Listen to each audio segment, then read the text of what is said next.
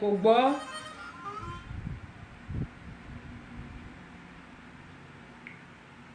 ogun kọ́ yìí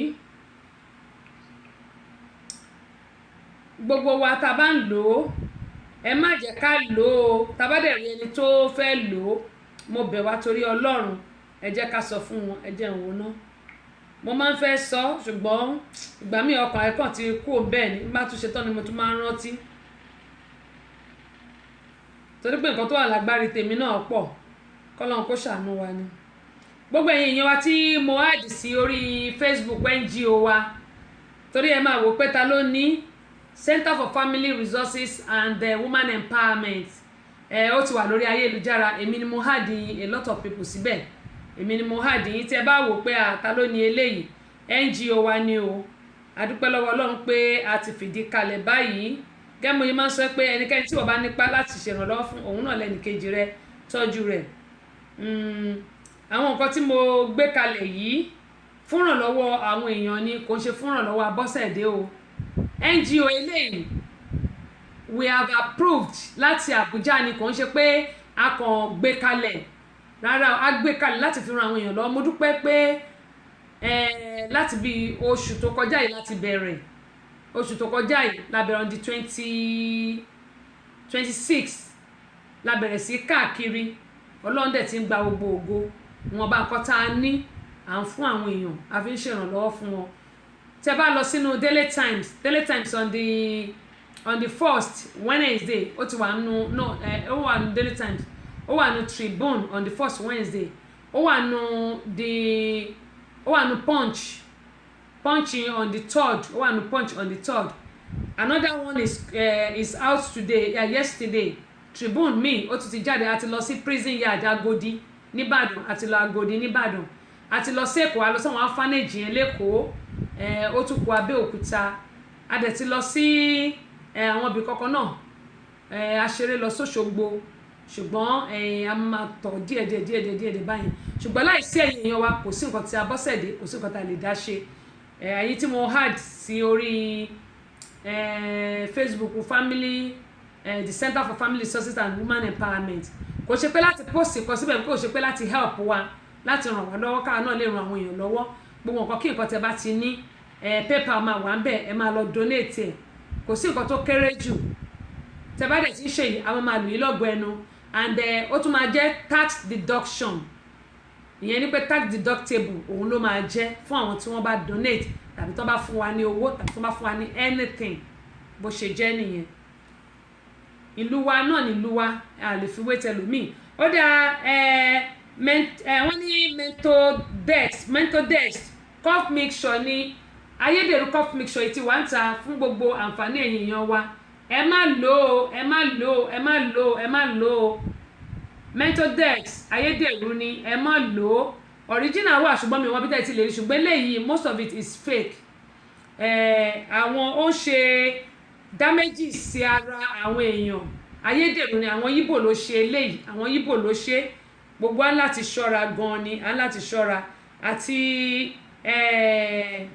lonart tí mo sọ náà ayédèrú fèkè ti pọ̀jù ń ta á láti ṣọ́ra wa mo bẹ̀ wá torí Ọlọ́run kó tó di pàmò lọ sí abala kejì ètò yìí mo fẹ́ kí ẹ gbọ́ eléyìí kò yé mi bí àwọn èèyàn wá ṣe wà nasty tó ṣẹ́rí lóòótọ́ tí ọkọ àti ìyàwó bá nífẹ̀ẹ́ nǹkan kan wà tí a lè ṣe fúnra wa míì ní pé ṣe mọ̀ pé nílùú òyìnbó la ti ń kọ́ àṣà yìí àṣà yìí pé kíyàwó àtọkọ ká máa jẹra wa àṣà yẹn ìlú òyìnbó la ti kọ́ wọ́n dẹ̀ ní pé tífẹ̀ bá wà kò sí nǹkan tí mi lè ṣe fún ọkọ mi tífẹ̀ bá wà kò sí nǹkan tọkọ mi ò lè ṣe fún mi ṣùgbọ́n eléyìí tí mo fẹ́ ká gbọ́ yìí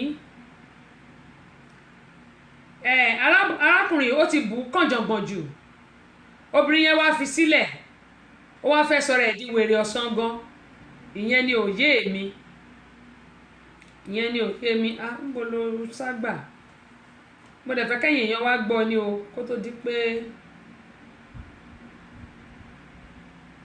ìyẹn ni òye mi ó wá ń bẹ̀bẹ̀ ó ń wá ọmọbìnrin yẹn kiri èmi ò mọbi tó fẹ́ wá dé o mi ò mọbi tí ó fẹ́ wá dé mi ò ní ká má ní ìfẹ́ ọ̀pọ̀lọpọ̀ ló jẹ́ pé a ní ìfẹ́ a fi ń ṣera wa ọ̀pọ̀lọpọ̀ ló jẹ́ pé ìfẹ́ tá a ní a máa ń nífẹ̀ẹ́ out of pity tí ò dẹ̀ yẹ kó rí bẹ́ẹ̀. Túndé láti Abẹ́òkúta Alájà Kudrat Àmọ̀kẹ́ Ògúndélé adúpẹ́ lọ́wọ́ yín o. People, good morning, good afternoon, good evening. And they say this because anywhere on a day, it could be morning, afternoon, or evening. Because I want this message to go all around the world. My number, 634-828-012. My Spain, I'm here. I'll be Nigeria, Delta one. This girl wanna see picture so, na my girl. Her name na Esther. She was born in Germany, but her father is in Lagos. When I went to Nigeria, I met her. We talk and everything. We have contact. And later she was having problem because her father did not want her to come back to Germany to meet the mother. So I have to help her and do everything to process everything, the money and everything, so that she can come here. Finally, she come here. She was happy. I was the one, she's a model. I was the one that put her in the model school. You can see that she's a model. She's in the picture. You can see this picture is one of her model picture. I was the one that put her in the model school that she was schooling.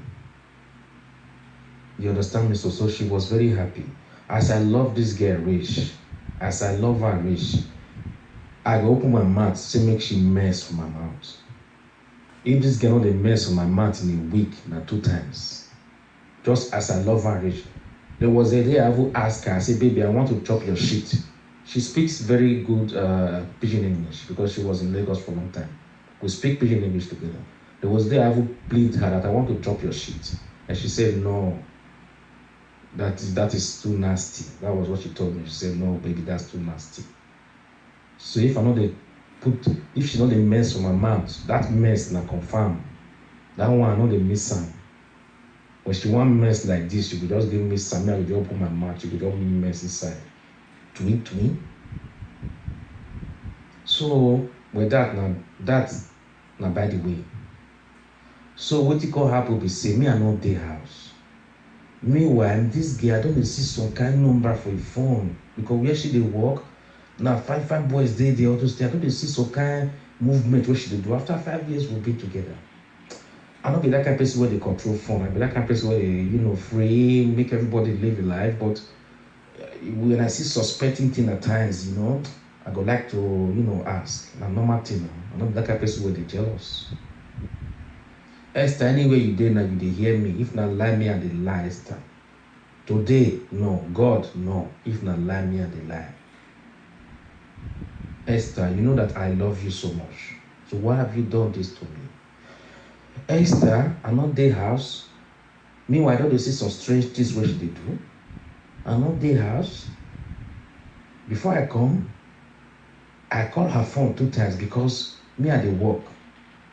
I dey work for Refineria, for this gas company in Spain. I dey work. I have a very good job. I have everything. At times we will go travel, maybe 1 week, go restore some company.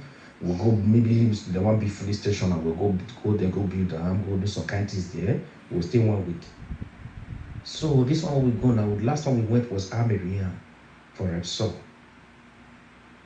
The first day, the second day, the third day, I was calling this girl phone, not the pick phone. Yeah, I come be surprised. Finally, I can't come back home. I come back home. I knock, nobody. I do some nobody. I can't call the father. The father said the doctor called him yesterday and she was so happy, everything's okay. I called the mom. The mother said, she's so happy every day. She said that everything was fine. So I did not say anything. I did not tell her that she's missing. Because I said, okay, let me wait more. I checked where's my money. She did not touch my money. I checked my bank book. She did not take anything. Everything is tight.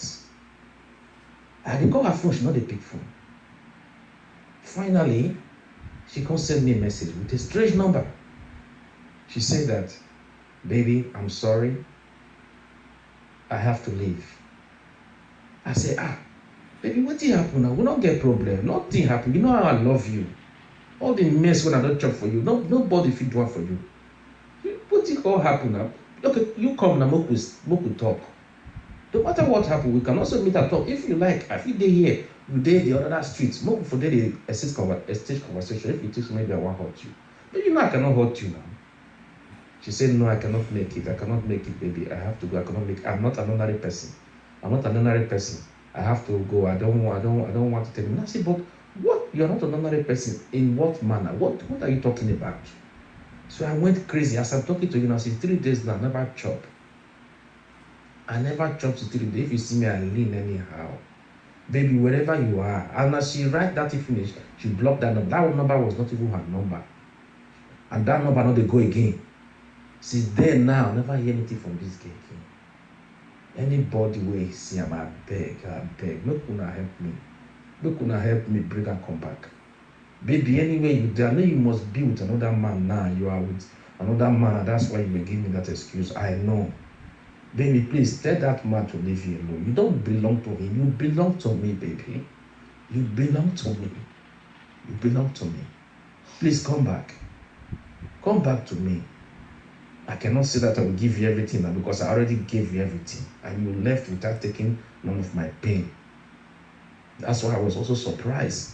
And that's why I'm very sure that you are with somebody, because where have you been living now? For sure you have been eating and you have been paying, and you are kind of expensive girl that you like expensive things. Last time the bag I bought for you was about 800 euros. For only bag I bought for her was 800 euros, not the shoes that or sometimes I buy shoe for her 200 euros, 300 euros. Her perfume alone, her perfume I buy every 2 weeks. I buy perfume for her. Her perfume in the cupboard is like, no, there's no space again for her perfume. I'm talking about perfume of 450 euros. No space for the cupboard for her to put the perfume because it's filled up. So baby, I don't know what you. Ó dà ẹ̀yin èèyàn wa nílé adúpẹ́ pẹ̀lú ọgbọ̀n tí wọ́n tún ti darapọ̀ mọ́ wa. Dimasha yóò dà kò ní bàjẹ́ gbà ní tẹ́tígbóbí ọ̀. Matthew Ayélabówó adúpẹ́ lọ́wọ́ yín. Kàkàkí èdè òkìkí ọlá adúpẹ́ pọ̀ lọ́wọ́ yín. Ó mà lágbára o. Ọ̀rọ̀ ìfẹ́ bí àdánwò ní Yẹmí Òjó adúpẹ́ pọ̀ lọ́wọ́ yín. Ọ̀rọ̀ ìfẹ́ bí àdánwò ní abẹ́rí báyìí. Ohun tí ò yé mi náà ọkùnrin ni pé ṣé rí ọ̀rọ̀ ilé ayé yìí lóòótọ́ o lè lọ mú obìnrin láti ìlú Nàìjíríà. Obìnrin lè lọ mú ọkùnrin láti ìlú Nàìjíríà. Ṣùgbọ́n bá ti wáyé páàrí láàrin nígbà tí ìwọ náà ní pé kí obìnrin kó máa tọ̀ sí ẹlẹ́nu tó ń tọ̀ sí ẹlẹ́nu tó ń mú. Ẹjọ́ ṣé ìfẹ́ débi pé ká máa tọ̀ síra wa lẹ́nu nítorí Ọlọ́run. Mo understand pé nílùú òyìnbó gbogbo ìwà wọn láti ń kó nìsí nílùú Nàìjíríà. A lè ṣe ká má jẹra wa lọ́kọ àtìyàwó fine, ṣùgbọ́n ìwọ tún ní pé kó wá la ẹnu lẹ̀ kó wá máa tọ̀ sí. Ó tún wá ní pé kó ṣìtì sí ẹlẹ́nu, kó gbọ̀nsẹ̀ sí ẹlẹ́nu. Ó ní ìyẹn wọ́n sọ pé it's too nasty. Báwo ni ò ṣe ní fi ẹ́ sílẹ̀? Báwo lobìnrin ò ṣe ní fi ẹ́ sílẹ̀? Tí obìnrin àti ọkùnrin tí wọ́n bá bóyá wọ́n mẹ́sìra wọn lẹ́nu wípé kó máa tọ̀ sí ẹlẹ́nu, yíò mí pé kò ní kọ̀ ẹ́lẹ̀ tó bá máa kọ̀ ẹ́lẹ̀. Ẹ̀bẹ́ àmà jọ ṣe gbogbo nǹkan papọ̀ tó bá máa fi ẹ́lẹ̀ kò ní kó máa fi ẹ́ sílẹ̀. Ṣùgbọ́n ó wá ní o jẹun fọ́jọ́ mẹ́ta. Ṣé ibi tó ń wà ṣóhun ò jẹun ní UPS? Lóòótọ́ ìfẹ́ ó máa ń da orí èèyàn rú. I understand that. Ó wá ní tìtorí pé bóyá ó fi sí model school, ó ti di model. Ìwọ tó ń ṣe gbogbo yẹn, ó yẹ kí ìwọ náà mọ̀ pé ọmọbìnrin tó bá ti arise ó máa fi ẹ́ sílẹ̀ gbẹ̀yìn ni. Ó yẹ kó o mọ̀. Ṣùgbọ́n tó bá ní ẹ̀mí Ọlọ́run nínú, tó bá rọ́kùnrin tí ó ràn òun lọ́wọ́ kò ní fi sílẹ̀. Ṣùgbọ́n kì í ṣe nowadays. Ṣọ́bìnrin tó yẹ kó tó bá ti rí ọkùnrin tó dájọ́ ọkọ ẹ̀ lọ, tó lówó ju ọkọ ẹ̀ lọ, kíákíá ló máa bẹ́sẹ̀ sọ̀rọ̀. Àìmọ̀ èèyàn ló pọ̀ jù ń tà. àyàfẹ́ tó bá ní ẹ̀mí Ọlọ́run nínú pé ọkùnrin ló ràn mí lọ́wọ́, ọkùnrin ló ṣe báyìí, ọkùnrin ló ṣe báyìí, jẹ́ kí n dúró tì. Rather than that, kò ń ṣe 21st century àwọn ọmọ kéèké tó wà ń ta ní ìsìn wá ní kó lanúlẹ̀ kó gbọ̀nsẹ̀ sí ẹlẹ́nu. Irú ayé wo nìyẹn? Oníkótọ̀ sí ẹlẹ́nu, ìyẹn náà wá ń tọ̀ sí ẹlẹ́nu ní ìsìn. O wà gbádùn ara ẹ mọ́, bó bá rí o ní lè gbádùn, bó bá rí o lè sùn, bó bá rí o lè jẹun. Irú ayé wo nìyẹn? Ṣéfẹ̀ náà ló débẹ̀ yẹn ni? Mo mọ̀ kó dá kéèyàn nífẹ̀ẹ́, ṣùgbọ́n ó yẹ ká máa rò wí pé ìfẹ́ ta tún ní náà ṣé kò ní backfire tó bá yá. Torí pé obìnrin àtọkùnrin a lè láǹfẹ́ra wa lóòótọ́, ṣùgbọ́n tọ́lọ́ bá ní ẹ̀ nífẹ̀ẹ́ra yín, no matter how long you go, ẹ máa fẹ́ra yín sílẹ̀ gbẹ̀yìn ni. Ọlọ́run nìkan ló mọ ọkọ ìyàwó ojú ọ̀nà, ló mọ ọkọ àti ìyàwó tó máa bára wọn kalẹ̀. Ọlọ́run nìkan ló mọ̀. Àìmọye ọkọ àti ìyàwó tó yẹ pé I love you torí tọrùn náà jọ ń ṣe. Oh, if I didn't see you, I can't eat. You are the only cockroach in my cupboard. You are the only tea in my sugar. You are only sugar in my tea. All those stuff. Ẹlòmíì orí àwọn lásán báyìí ló ti ń sọ. Ẹ lè jọ́sùn gan kó máa yín mú sí ẹ kó máa ní olóòṣì. Kí ló ń ṣe? Àìmọye ọkùnrin tó dáńtà ṣe torí pé mò ń manage ẹ. Obìnrin mi lè sọ bẹ́ẹ̀. Ọkùnrin mi náà lè sọ pé orí ọ̀dẹ́sìn dandan dídí níbi táwọn ọmọ mi wà ń ta. Àfi ẹni tí ẹ̀mí Ọlọ́run bá wà nínú ẹnìkan ló kù. Àbú Àmìrá Olóyè akínyìn o. Prince Ebenezer Olúrótìmí Oyèdèjì akẹ́yìn náà. Àfi ẹni tí Ọlọ́run bá kó sí nínú nìkan ṣoṣo ló kù. Ó ní mo ṣe máa ń sọ pé tá a bá ń fẹ́ra wa yálà girlfriend and boyfriend ni, yálà àti wọlé ni, ẹ jẹ́ ká máa gbàdúrà. Tá a bá ti ń fi àdúrà di ìgbéyàwó wa, tí a fi ń tẹ̀ mọ́lẹ̀, tá a fi ń ṣe ìdìdí ìgbéyàwó wa, òun ló máa jẹ́ kí ìgbéyàwó wa last. Níkíníkì adúpẹ́ lọ́wọ́ yín o. Òun ló máa jẹ́ kí ìgbéyàwó wa last. Ṣùgbọ́n pé torí pé ó ń ṣìtì sí ẹ, ó ń tọ̀ sí ẹ lẹ́nu, ó ń ṣègbọ̀nsẹ̀ sí ẹ lẹ́nu, o ti wá rò pé kò lè fẹ́ lòmíì mọ́, o ti rò pé kò lè fi ẹ lẹ̀, ó tán rẹ́ ẹ jẹ́. Àyàfi tó bá pẹ́ lọ́nba kọyín pọ̀ nìkan ló kù. Tọ́lọ́nba kọyín pọ̀, well, ẹ lè bára yín kalẹ̀. Gbogbo wa pátápátá àdúrà nìkan la nílò. Good evening to you too, ma. Àdúrà nìkan la nílò. Tọ́lọ́nba dẹ̀ pé lè lọ́kọ wa àwọn obìnrin, ẹ jẹ́ ká gba ká mú ká dúró tì. Nítorí pé bá ti wáyé pààrí láàárín àbẹ́rẹ́ arákùnrin yẹn, ó wá lóhun ò lè sùn, òun ò lè wo, òun ò jẹun fọ́jọ́ mẹ́ta. Tí obìnrin bá kọ̀ ẹ́lẹ̀ obìnrin ló máa fẹ́, wà tó rélè tó tún bẹ̀ tẹ́lẹ̀ tó fi ẹ́lẹ̀ yẹn. Nígbà tí yẹn bá ti lọ nìyẹn, ó lè má padà wá mọ́. Ó dẹ̀ tún lè padà wá tó bá lẹ́mìí Ọlọ́run nínú, bákan méjì ni. Ṣùgbọ́n máa ń sọ kíní kan tí pàtẹ́mì àtẹ̀yàn bá cross, mi ní pẹ́lẹ́kùn máa ṣe wọn bá nǹkan tí bá lè ṣe, wà lọ́ntì àmà lọ́ntì mi. Prince Ebenezer Olúwa ló ń ṣètò ẹ̀. Wà lọ́ntì àmà lọ́ntì mi ni. Ṣùgbọ́n wá ti torí pé ó fi ẹlẹ̀, ó wá jẹun, ó wá ní ẹ̀wò lanu pé kó gbọ̀nsẹ̀ sí ẹ lẹ́nu. Irú ayé wo ni, irúfẹ́ irú wo ni, irúfẹ́ wèrè wo nìyẹn? Ṣéfẹ̀ náà nìyẹn ni? Ṣéfẹ̀ náà nìyẹn? Lẹ́yìn pé gbogbo àṣẹyìnbó tá à ń kọ́ tá a ti kọ́, èwo tún ni kó tún máa gbọ̀nsẹ̀ sí wa lẹ́nu? Irú ayé irú wo nìyẹn? Kí là ń bá ká? Ṣéfẹ̀ náà là ń pè yẹn? Ẹnu tó máa fi jẹun, tó máa fi kíìsẹ̀, kó tún wá gbọ̀nsẹ̀ sínú ẹ̀, Ọlọ́run ẹlẹ́dàá mi ò ní jẹ́. Irúfẹ́ wèrè wo nìyẹn? Níbo là ń lọ nílé ayé yìí? Bọ́kùnrin bá kọ̀yàn, it's not the end of the life. Tóbìnrin bá kọ̀yàn, it's not the end of life. Kìkì pé ká kọ́kọ́ jókòó, lóòótọ́ ó máa dùn yàn, ó máa dùn wá gan pé bóyá gbogbo wàhálà tá a ṣe lórí ẹni yẹn ni, tàbí gbogbo bí a ṣe jọ ń sọ̀rọ̀ àbí bínú wa ṣe ń dùn tá a bá jọ ríra wa. Ṣùgbọ́n tọ́lọ́ bá lẹ́ẹ̀ níjọ fẹ́ra yín, there's nothing you can do. There's nothing you can do. You can only try. A kàn máa gbìyànjú ni, kò sí nǹkan tá a lè ṣe. Tọ́lọ́ bá ní ọkọ wa kọ́, ìyàwó wa kọ́, kí la fẹ́ ṣe? Kò sí nǹkan tá a lè ṣe. A kàn lè gbìyànjú ni. Ọlọ́run Olódùmarè yóò di ilé àtọ̀nà wa mú, àní dààmú lórúkọ Jésù. Àbẹ́ẹ̀rí báyìí. Kọ́lọ́run kó ṣàánú wa. Bóyá orí bẹ́ẹ̀ ni a ti máa dúró lónìí. àwọn nǹkan tí a fẹ́ sọ̀rọ̀ lórí ẹ̀ pọ̀ ṣùgbọ́n tó bá tún di ìjọ mẹ́jọ ní agbára Ọlọ́run a mọ̀ tẹ̀síwájú ọmọbìnrin jàre oorun ti fẹ́ máa kùn mí nìyẹn so a mọ̀ tẹ̀síwájú ní ọjọ́ mẹ́jọ torí pé àwọn nǹkan tá a ní tá a fẹ́ sọ̀rọ̀ lórí ẹ̀ pọ̀ ṣùgbọ́n àyè ò gbà wá lónìí. Abala kejì ètò yìí náà ni a máa rí kọjá sí báyìí ìyẹn abala ìlera lọ́rọ̀ gbogbo èèyàn wa nílé ẹ má gbàgbé Prince Ebenezer wọ́n ní kò sí obìnrin tó fẹ́ràn ọkùnrin arìndì ó dáa ṣé ká pe arákùnrin lárìndì ń gbà yẹn torí nǹkan tèmi sọ ń bẹ̀ ni pé o ò lè má sọ pé torí pé o mú obìnrin yẹn lọ sí model school ó ti wá di model of course gbogbo ọkùnrin ló máa lé ẹni tí ò ṣe model náà tọkùnrin bá rí níta gbogbo ọkùnrin ló máa lé ẹni tí ò ṣe model rárá gbogbo ọkùnrin ló máa lé ẹni tí ò ṣe model ṣùgbọ́n ká tún máa sọ pé model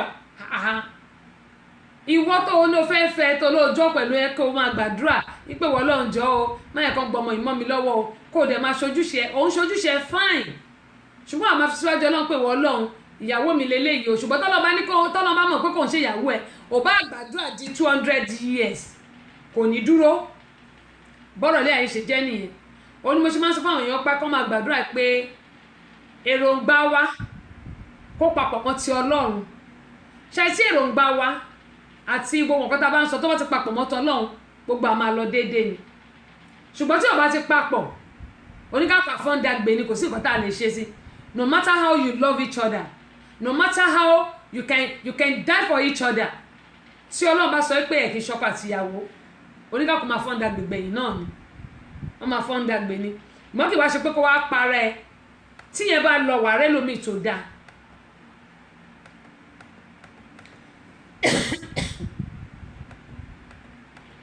tó bá lọ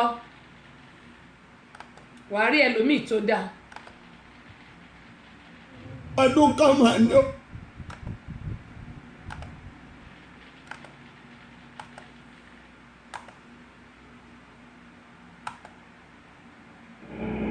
Wọlé táyà automatic àtàkùn funfun àti tòkúbọ̀ tó jẹ́ gbé. Wọlé táyà automatic àṣàyẹ̀wò ọkọ̀ pẹ̀lú irinṣẹ́ ìgbàlódé diagnostic. Bẹ́ẹ̀ la ń ṣe àtúnṣe ọkọ̀ tó bá yọnu. Bó sodidi mọ́tò engine ló bàjẹ́. Bọ́m̀bẹ̀ brake local alternator àti bẹ́ẹ̀ bẹ́ẹ̀ lọ. Bẹ́ẹ̀ bá ti lọ́dọ̀ wa ẹ̀fọ́ kàbálẹ̀. A ó bá yín ṣe é sínú yóò dùn. Olú iléeṣẹ́ Wọlé táyà automatic wà ní 380 Stonewall Crossroad College Park Georgia zip code wa ní 30349 telephone 404-784-7465 lẹ́ẹ̀kan sí 404-784-7465. wọ́n lá Wọlé Àlẹ́bíoṣù lólùdarí iléeṣẹ́ Wọlé táyà automatic.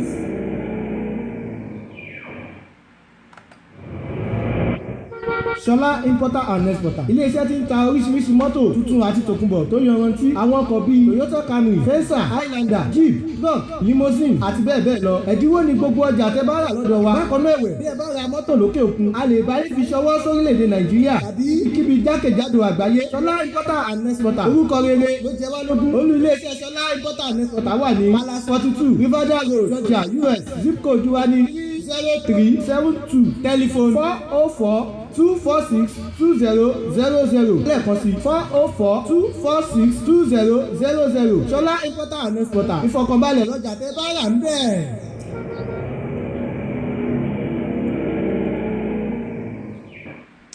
gbogbo èèyàn tí ẹ fẹ́ ṣe jíngù ẹ jẹ́ kí a bá yín ṣe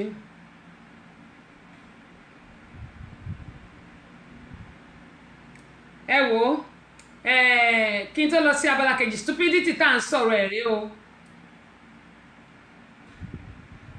mo dúpẹ́ tẹ́ bá mi share fídíò yìí o ẹ ṣeun gan ni Prince bẹ́ẹ̀ bá mi share fídíò yẹn ṣe gan ni ẹ ṣe Terry Douglas adúpẹ́ welcome on board mo ní stupidity kan tún lélẹ́yìn báwo ni pásítọ̀ ṣe máa ní pé kí àwọn èèyàn tọ kándù sórí wọ́n ní kí wọ́n tọ kándù wọn á gbé sórí wọ́n wá ní pé bí kándù yẹn ṣe ń yọ wọ́n ní gbogbo problem ilé ayé wọn ló máa yọ kí ló ń ṣe àwọn èèyàn wa náà for goodness sake torí Ọlọ́run báwo ni gbogbo wa ò ṣe báwo la ṣe ń kùnà ìmọ̀ Ọlọ́run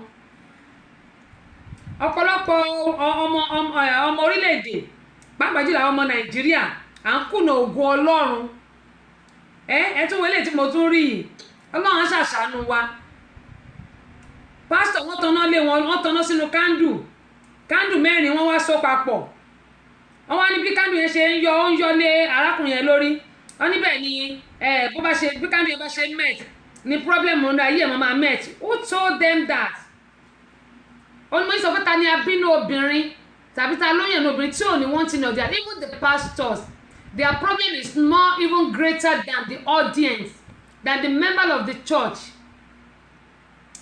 Stupidity. Stupidity. How can you say that when the candle is melting, your problem will melt? Ibo náà ti ríru ẹ̀.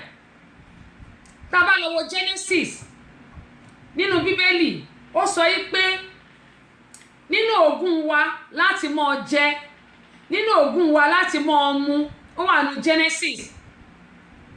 Nígbà tí àwọn bàbá wa tí wọ́n ti jẹ èso àjàrà tí Ọlọ́run ní pé kó má jẹ, ta ni ò ní problem nílé ayé? Pastors problem tí wọ́n gan ju tọmọ ọjọ́ lọ, ó ju ti ọmọ ọjọ́ lọ. Ẹ wá lọ tọ kándù wọ́n gbé sórí, kándù ń jó olórí, ó ń jó ń gbogbo ara. Wọ́n wá ní pé tí kándù yẹn bá ti met, ìṣòro ayé wọn máa met, ìṣòro ayé wọn máa lọlẹ̀. Why people are so stupid and dumb? I'm sorry to say jàre, àwọn ẹlòmíì wọ́n dumb, táwọn ẹlòmíì ò bá dumb wọn ní máa sọ yí pé tí kándù bá met wọ́n gbélé wọn lórí, ó dẹ̀ ń jó wọn ní gbogbo ara. Ṣé wọn mọ̀ pé wọ́n máa gbogbo ara wọn máa bọ́ọ̀n nìyẹn ni? Gbogbo ara máa jóná ni. Kí ló yẹ kó ṣe fún àwọn pastors yẹn? Ṣé ló yẹ kó mú ọkàn lọ tí wọ́n mọ́ jail? Ẹ wọlé tí mo sọ náà lẹ́ẹ̀kan tó mú microphone tó ń gbà mọ́ ẹnìkan nínú tó ní pé kí gbogbo ìṣòro ayé kó jáde. Ṣé ló yẹ kó lọ ti àwọn gbogbo pastors yìí kó lọ tí wọ́n mọ́ jail? Because jẹun ni wọ́n, jẹun náà fi ń ṣe. Ọlọ́run á ṣàánú gbogbo wa. Ibrahim máa dúpẹ́ lọ́wọ́ yín o. Yusuf Muyibi Adétúnjí ọgbẹnu tán náà ni àbí ọgbẹnu tán nítorí kò yé èmi rárá. Nígbà tí pásítọ̀ gbé kándù lé tó gbé kándù bíi 4 náà so papọ̀ ọ̀tàn ó gbélé lórí. Wọ́n ní bó bá ti mẹ́tì pé ìṣòro ayé mẹ́tì nìyẹn. Who says so? Wàá máa lọ nọ́ọ̀sì gbogbo ara ẹ tó bá jóná, ìṣòro ayé ẹ̀ka sì wà ń bẹ̀ sí bẹ́ẹ̀. Ó yẹ kó lọ jẹ́lì gbogbo àwọn pastors yẹn. I'm telling you the truth. Àtẹ́lẹ̀ tó ń gba kinní mọ́ wọn nínú tó ní ìṣòro ayé wọn máa lọ, àti ìkànnì last week ìyẹn náà gbé wọn ó ṣe bí wrestling, ó ń jọ àwọn ẹni ẹlẹ́ni mọ́ chair, àwọn dìdìrín dancing, àwọn dàda ń dídí. Ọlọ́run ò dá wa láàmú, à ń dára wa láàmú káàkiri. Ta ni a bí nínú obìnrin nílé ayé tí ò ní ṣòro? Kò sẹ́ni tí ò ní. Àwọn pastors tí wọ́n gán ju tọmọ ọjọ́ lọ. Why are we deceiving ourselves? Bíbélì mi ní pé Ọlọ́run ní pé ká kọlẹ̀kùn, Ọlọ́run yóò ṣí fún, ó ní ká béèrè, òun yóò sì fi fún wa. Tá bá béèrè pẹ̀lú inú mímọ́, tí a dẹ̀ kọlẹ̀kùn pẹ̀lú inú mímọ́, ó dúró k'Ọlọ́run ṣe nǹkan tá bá fẹ́ fún wa. Bó bá níṣòro ẹbí, wà níṣòro ọmọ. Bó bá níṣòro ọmọ, wà ní tọkọ. Bó bá ní tọkọ, wà ní ti ìyàwó. Tó bá ní ti ìyàwó, wà ní ti fámílì ọkọ. Bó ní ti fámílì ọkọ, wà ní ti fámílì ìyàwó. Bó ní ti fámílì ìyàwó, wà níṣòro ibiṣẹ́. Bó ní ti ibiṣẹ́, wà ní tàwọn ọ̀rẹ́. Kò sí nǹkan tí ò sí láyé yìí. Àbí alábàálẹ́gbẹ́ àbọ̀yìn ìbátan, wà nìkan. Kìkì pé ká kàn máa gbàdúrà. Ká dẹ̀ máa sọ fún Ọlọ́run pé ìwọ Ọlọ́run kan báyìí ni mo fẹ́ kó ṣe fún mi. Ó ti ní ọmọ aláṣẹ ni èmi. Ó ní ká béèrè, olóyún ìwọ yóò fọ́ ní ká béèrè. Kò sẹ́ni tí ò ní problem. Nígbà tí Ọlọ́run ò lé wa tààtà, kí là ń wá ká, kí là ń bá kiri. Alhaji Muideen, ẹ káàbọ̀ sórí ìkànnì. Gbogbo àwọn ará Mẹ́kà Mẹ̀dínà ń kọ́ ẹ bàbá ń kí wọn. Ó dá abala kejì ètò yìí náà ni àrékọjá sí ìyélè tí mo rí ni mo tún ní kí n yàbàrà sí. Gbogbo wa pátápátá ẹ jẹ́ kí a súnmọ́ Ọlọ́run ẹlẹ́dàá wa gẹ́gẹ́ bí mo ṣe máa ń sọ, àtẹ̀mí gan tí mò ń sọ̀rọ̀. Ọlọ́run ò ní sọ̀kalẹ̀ látòkè kó wá ràn wá lọ́wọ́, èèyàn kan náà ló máa rán sí wa. Lágbára Ọlọ́run gbogbo wa, àáràánú gbà, àbálàánú pàdé. Orí wa ò ní gbàbọ̀dè, tèmi náà ò ní gbàbọ̀dè tọmọtọmọ wọn. ìlera ara wa ó jẹ mí lógún púpọ̀. Kí la máa sọ̀rọ̀ lé lórí lónìí? Iyọ̀. Ẹ wò pé iyọ̀, bẹ́ẹ̀ ni iyọ̀. Ṣàmọ̀ pé wọ́n ní tí ò bá síyọ̀ nínú ọbẹ̀ yẹn máa dòbu ni. Ayé ìgbà kan ni, ayé àtijọ́ ni. Tí ò bá sí iyọ̀ nínú ọbẹ̀, tá bá fi irú sè yóò dùn, tá bá dẹ̀ fi magí sí náà yóò dùn pẹ̀lú irú. Ṣùgbọ́n àwọn tí mo fẹ́ sọ nípa iyọ̀ lónìí ni pé too much consume of salt, it has the damage in our body, pàápàá jùlọ fún liver wa, fún kidney. Ṣé rí iyọ̀, àwọn tá bá ní high blood pressure, ẹ jẹ́ ká mú kan méjì nínú ká má jẹ iyọ̀ rárá àbí ká dínkù tá à ń pè ní reduce, nítorí pé iyọ̀ máa ń dákún ìfúnpá. Aṣáájú Fẹ́mi, ẹ káàbọ̀ sórí ìkànnì láti DC àbí láti Maryland, àdúpẹ́ o. Ṣé rí iyọ̀ tí a bá ń consume too much of salt, ó máa ń fà kí, good afternoon to you too, Ọ̀túnba Fẹ́mi, Aṣáájú Fẹ́mi, good afternoon, thank you for joining us. Prince Ebenezer Olúrósì, mo dúpẹ́ lọ́bẹ̀ yìí bá mi share fídíò yìí o, ojú òní tì í. Kẹ́mi yín sọ pé iyọ̀, too much of salt, ó máa ń wà dá méjì sí ara. Ẹ jẹ́ ká fi àwa tá bá ní àrùn ìfúnpá tá à ń pè ní blood pressure, ẹ jẹ́ ká fi iyọ̀ sílẹ̀ nínú ká má jẹ iyọ̀ rárá àbí ká dínkù. Tá bá dín iyọ̀ yìí kù,